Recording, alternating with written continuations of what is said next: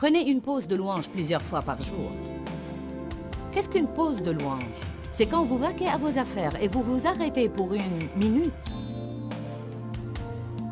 Merci Jésus. Je me prosterne devant toi pour tout ce que tu fais dans ma vie. Je te loue Seigneur, tu es digne. J'ai besoin de toi. Merci car tu as dit que tu ne m'abandonneras jamais. Bienvenue à La Vie dans la Parole avec Joyce Meyer. La Vie dans la Parole est un ministère d'entraide basé sur un enseignement solide et pratique pour une application de la parole de Dieu. Votre réponse est dans la parole de Dieu. Et laissez-moi vous dire, le Seigneur est capable de vous guérir là où vous souffrez. La Vie dans la Parole est un ministère international qui atteint le monde par le cœur de Dieu. Et voici aujourd'hui pour vous l'occasion d'expérimenter la vie dans la parole avec Joyce Meyer.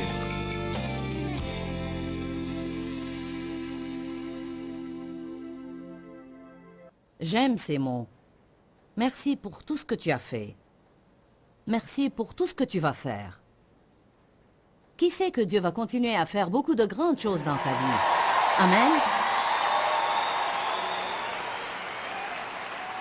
Je prophétise ce soir qu'il va y avoir des personnes dans votre famille qui vont être sauvées.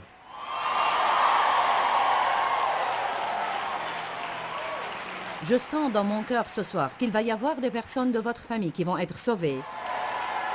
Et vous avez pensé que vous ne pouvez plus rien pour eux. Allez maintenant. Oh, alléluia.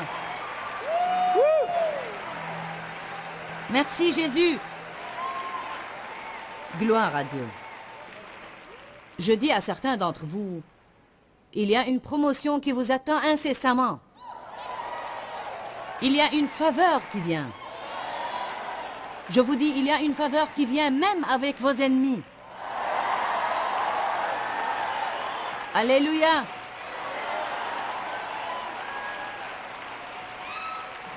Levez vos mains maintenant, je vais prier pour vous. Père, je prie maintenant, au nom de Jésus, que tout le monde dise Jésus. Non, vous devez ressembler à Bartimée l'aveugle.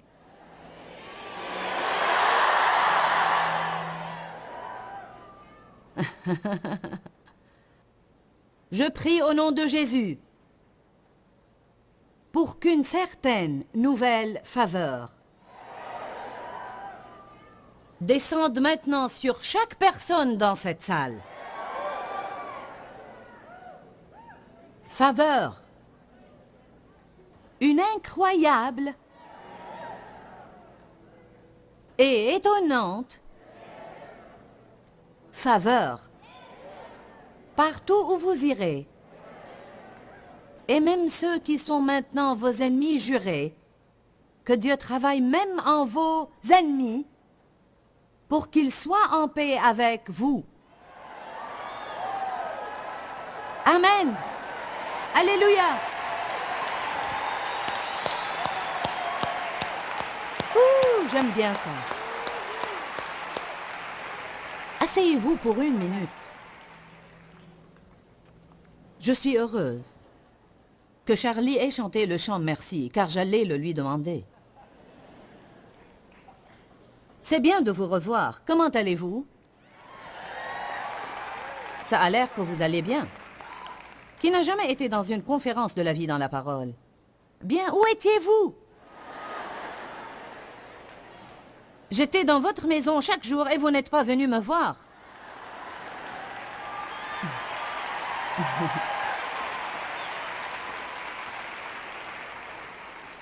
Il y a pour sûr beaucoup de choses qui se passent dans le monde aujourd'hui.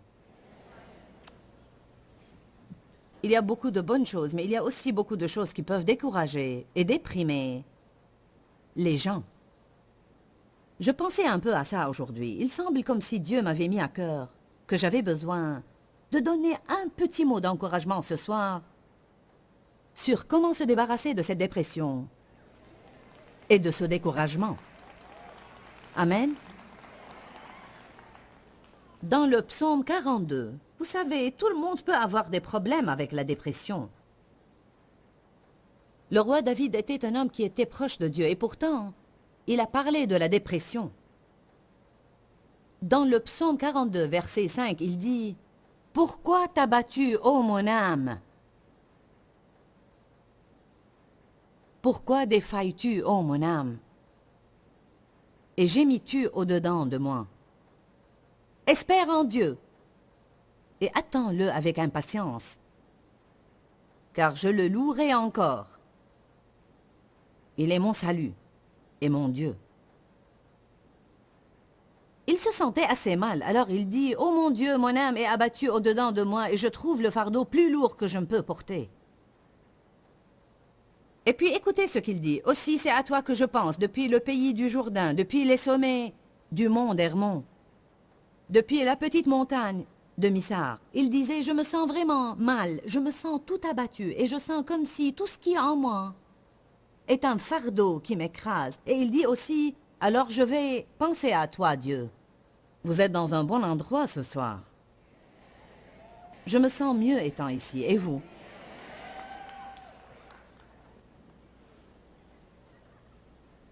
Je crois que la louange et l'adoration et un cœur reconnaissant sont probablement certaines des choses majeures qui manquent dans la vie d'une personne qui a beaucoup de problèmes avec la dépression. C'est incroyable ce qui se passera si vous passez plus de temps à être reconnaissant et plus de temps dans la louange que dans la pétition. Prenez une pause de louange plusieurs fois par jour. Qu'est-ce qu'une pause de louange? C'est quand vous vaquez à vos affaires et vous vous arrêtez pour une minute. Merci Jésus. Je me prosterne devant toi pour tout ce que tu fais dans ma vie. Je te loue Seigneur, tu es digne. J'ai besoin de toi, merci car tu as dit que tu ne m'abandonneras jamais. Puis vaquez de nouveau à vos affaires. Qu'est-ce qui se passerait dans les vies des gens? Je me demande ce qui se passerait même dans les finances des gens. Si au moins 2 fois par jour, ils prenaient une pause de louange, peut-être qu'une femme nettoie le sol, change des couches sales, fait la vaisselle, monte et descend en courant, lave le linge, avec 2 enfants qui crient autour d'elle, et elle commence à sentir qu'elle faiblit. Est-ce que c'est ça la vie? Nous nous sentons comme ça parfois, n'est-ce pas? Surtout si vous faites la même chose, jour après jour, après jour, après jour. Puis ajoutez quelques problèmes d'argent dessus. Ou bien un époux qui n'est pas sauvé. Une facture à laquelle vous ne vous attendiez pas. Et les choses peuvent devenir difficiles. Quand vous sentez que vous commencez à faiblir, n'attendez pas d'être dans la dépression pendant une semaine avant de demander de l'aide. Quand vous sentez que vous commencez à faiblir, prenez un moment, mettez-vous à genoux, levez vos mains et dites « Seigneur, j'exalte ton nom, je te loue Seigneur. Ta parole dit, tu donnes un manteau de fête au lieu d'un esprit abattu. Et je fais ça maintenant, je t'aime Jésus, tu es magnifique. » Et quand vous vous levez, vous allez vous sentir mieux. Dites une pause de louange. N'est-ce pas un bon conseil? Tout simplement prendre une petite pause de louange. Alléluia. Je peux prier et je vais prier. Et je crois que je peux briser cet esprit de dépression et de découragement qui était peut-être sur certains d'entre vous, certainement pas tous, mais il y a toujours certains. Si vous ne faites pas certains changements dans votre façon de faire les choses, ça va revenir sur vous. Pourquoi nous nous laissons abattre? Nous nous laissons abattre car nous pensons à toutes ces choses erronées. Alléluia. Il faut penser à combien nous sommes bénis. Vous dites, j'ai tous ces problèmes, je ne sais pas si je suis béni ou non. Vous êtes bénis car vous n'allez pas en enfer. Amen. Vous êtes bénis car vous avez une liberté religieuse. Car vous pouvez aller à toutes les réunions comme celle-ci auxquelles vous voulez aller. Vous pouvez tout simplement aller et aller et aller. Vous avez à votre portée 25 différents goûts du monde, surtout ici à Tulsa. Loué soit Dieu. Il y a une réunion qui se déroule ici quelque part chaque soir. Nous allons à d'autres endroits dans le monde où ce n'est pas tout à fait comme ça. Parfois, il est bien pour les gens d'aller ailleurs et voir c'est quoi être défavorisé. Parfois, nous croyons que nous sommes défavorisés, mais nous n'allons pas savoir ce que c'est jusqu'à ce que vous alliez ailleurs. Et alors, vous saurez ce que c'est. Nous avons des choses, mais nous nous y sommes habitués. Nous nous y sommes accoutumés et tout à coup nous ne sommes plus contents ou satisfaits parce que cette chose ne nous garde plus satisfaits. Puis-je vous dire que même si nous perdions tout ce que nous pensons que nous devons avoir, et si nous avons Jésus, il est plus que suffisant. Amen. Plus que suffisant. Savez-vous ce qui nous rend heureux? Si nous ne pensons plus à ce dont nous avons besoin, mais aux besoins de quelqu'un d'autre. Non, vous devez faire mieux que ça. J'ai dit, ne pensez plus à ce dont vous avez besoin. Amen. Nous avons besoin de ne plus penser à ce dont nous avons besoin et de penser à aider quelqu'un d'autre. Et c'est ce qui nous donne la percée. J'ai passé plusieurs années de ma vie à être une femme très égoïste et égocentrique, constamment à penser à mes besoins, à ce que je voulais, à ce que quelqu'un ne me donnait pas, à ce que je n'avais pas. Je lisais la Bible, j'allais à des réunions, j'avais l'autocollant et j'avais le magnétophone. Mais je n'avais quand même pas la joie. Je réprimais les diables et je faisais toutes les choses demandées. Savez-vous quelle était la raison de tout ça? Je pensais trop à moi-même.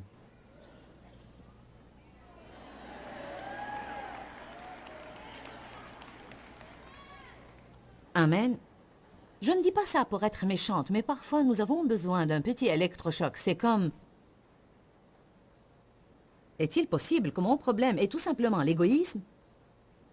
Vous avez peut-être d'autres problèmes, vous avez peut-être des gens qui vous gênent, et le diable vous cause peut-être des ennuis. Mais si vous ne pensez plus à vous-même et vous commencez à semer des graines en aidant quelqu'un d'autre, les graines financières sont une partie de ça, mais ce n'est pas tout. C'est prier pour les autres et faire ce que vous pouvez pour eux. Donnez votre vie aux autres. Vous semez vous-même comme une graine.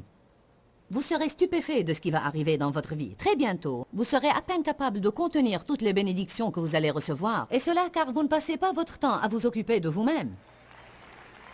Amen.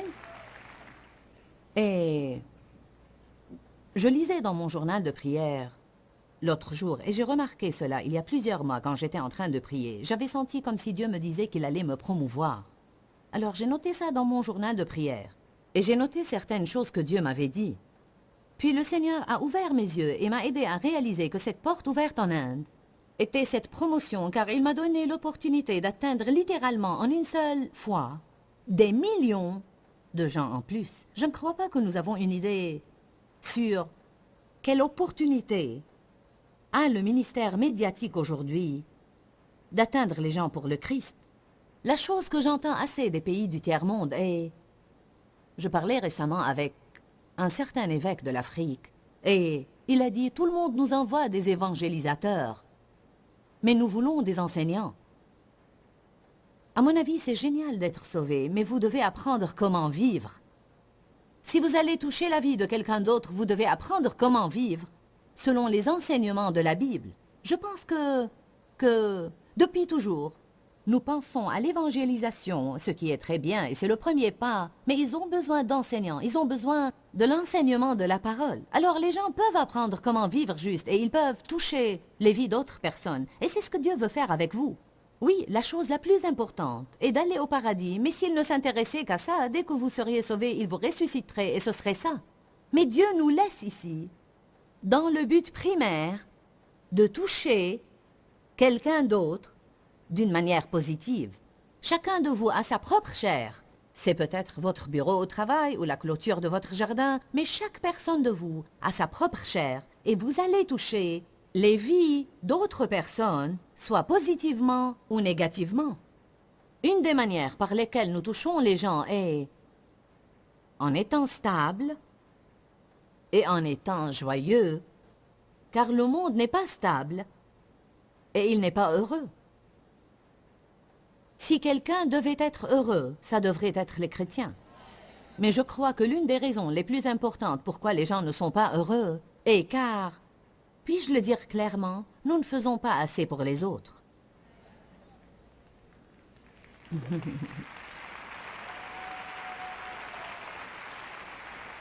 Je répète, nous ne faisons pas assez pour les autres.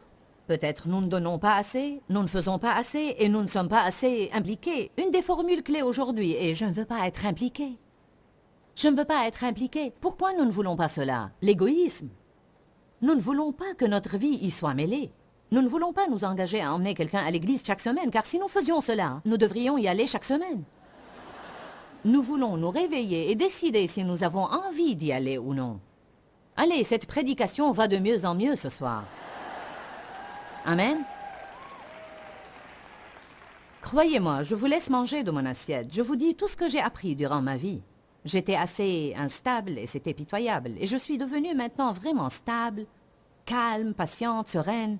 Il n'y a rien qui me déstabilise maintenant, bien que je m'occupe de beaucoup de choses. Je n'étais pas heureuse. Et aujourd'hui, je pourrais dire que 99% de mon temps, je suis vraiment calme et heureuse, jouissant de ma vie. Et j'ai appris, comme Paul a dit, comment vivre dans le besoin et comment abonder et être contente. Ce sont des choses que vous devez apprendre.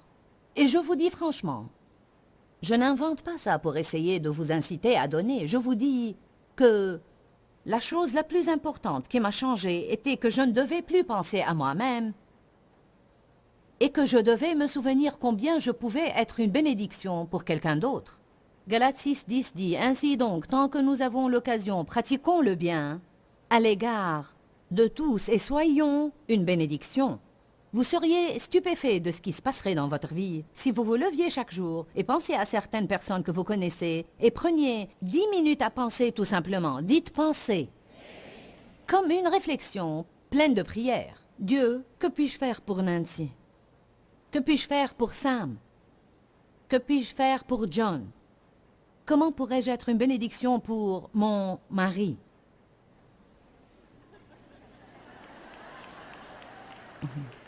Non pas je veux que mon mari me bénisse. Comment puis-je être une bénédiction pour ma femme? Ça peut être juste un appel téléphonique. Je t'aime, chérie. Tu es une excellente maman. Je ne sais pas ce que je ferais sans toi. Nous pourrions faire entrer la joie dans la vie des autres si nous ne pensions pas à nous-mêmes tout le temps et nous nous rapprochions des autres qui aimeraient arriver à un nouveau niveau de joie dans sa vie. Une de mes écritures préférées dans la Bible est Jean 10:10. Allons-y, je veux que nous la regardions avec nos propres yeux.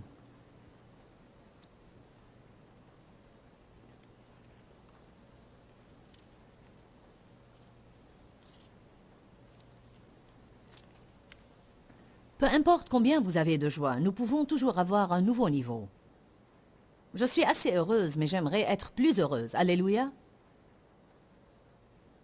Le voleur ne vient que pour dérober, égorger et détruire.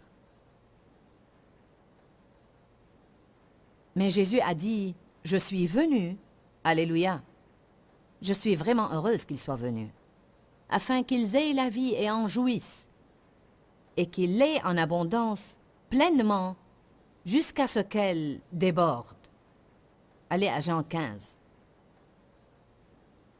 Nous ferons une rapide étude de la Bible ici. Verset 11. Jésus était en train de parler aux gens à propos de demeurer en lui, se reposer en lui, rester dans la parole.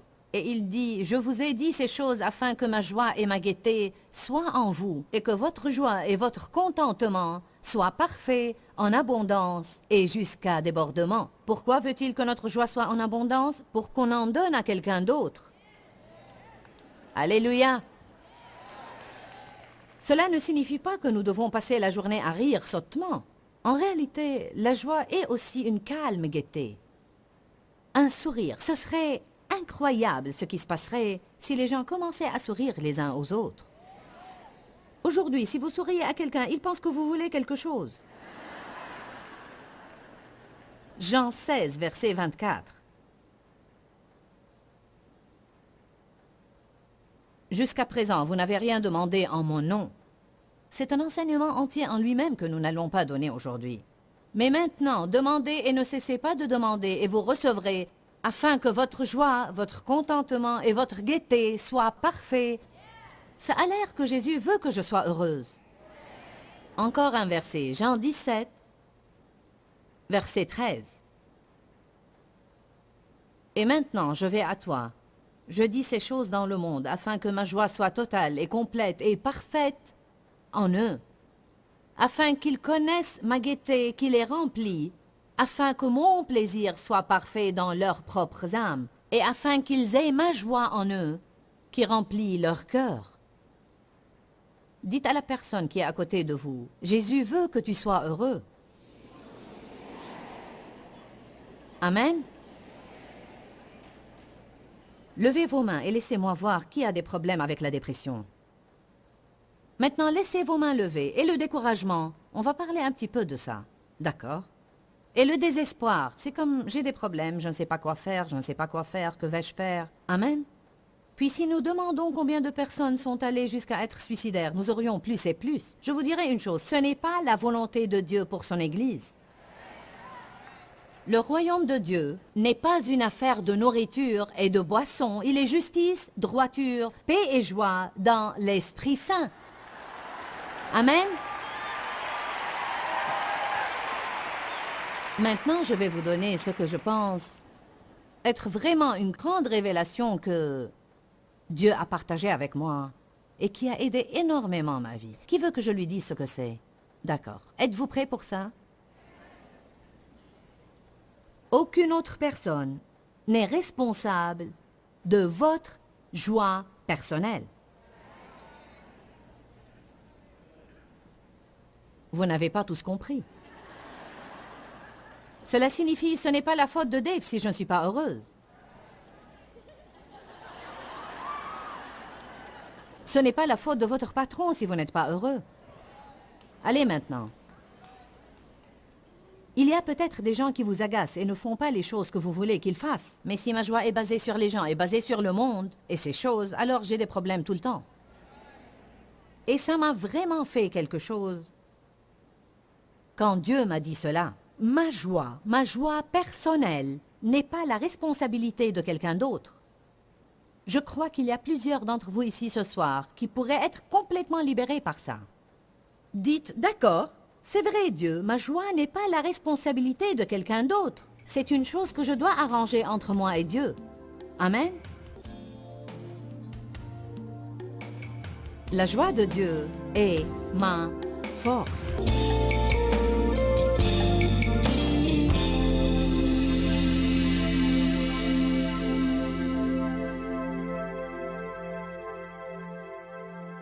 Je crois que c'était vraiment une bonne exhortation pour vous aujourd'hui, et vraiment une bonne parole. Arrêtez d'être votre propre centre d'intérêt. Nous avons tous besoin d'entendre ça, aussi bien vous que moi. Tant de gens souffrent aujourd'hui de la dépression. Tant de gens doivent prendre des médicaments contre la dépression. Je ne condamne aucune personne qui le fait. Je dis que nous avons besoin de faire spirituellement tout notre possible pour nous aider nous-mêmes, et je crois que j'ai partagé certaines choses avec vous aujourd'hui qui aideraient ce processus. Je crois qu'il y avait une onction sur ce que j'ai dit aujourd'hui qui brisera le joug de l'esclavage sur votre vie. Nous étions en train de partager aujourd'hui sur l'importance de lutter contre la dépression. Et à la fin aujourd'hui, je veux partager un petit principe assez simple qui, je crois, vous sera très utile. Et le voici. Souriez. C'est une chose que vous pouvez faire exprès. Et franchement, si vous souriez exprès, peu importe combien vous vous sentez peut-être mal, peu importe combien vous êtes déprimé, si vous affichez un beau sourire sur votre visage, il vous remontera le moral. Je vous encourage et je vous propose même de commencer à sourire plus. Souriez régulièrement. Vous savez, les gens qui sont déprimés paraissent abattus d'habitude. Alors la parole avec laquelle je conclus est « Souriez ». Je crois que cela vous remontera le moral. Que Dieu vous bénisse. Je vous aime et à bientôt. Dis-leur que je les aime. Dans ce livret, Joyce Meyer donne une révélation de l'amour de Dieu pour nous. Pour obtenir ce livret gratuitement, écrivez-nous à Joyce Meyer, boîte postale 40095-6300, Larnaca, Chypre. Ou bien visitez notre site web www.joycemeyer.org.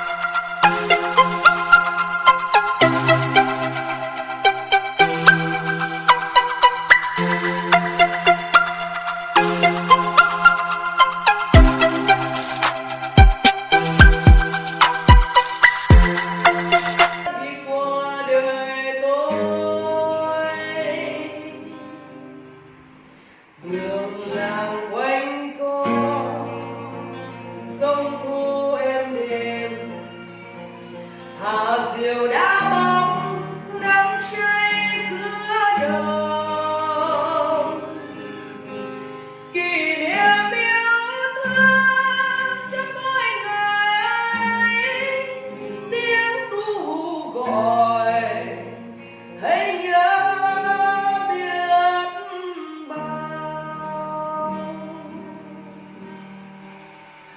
tôi xa quê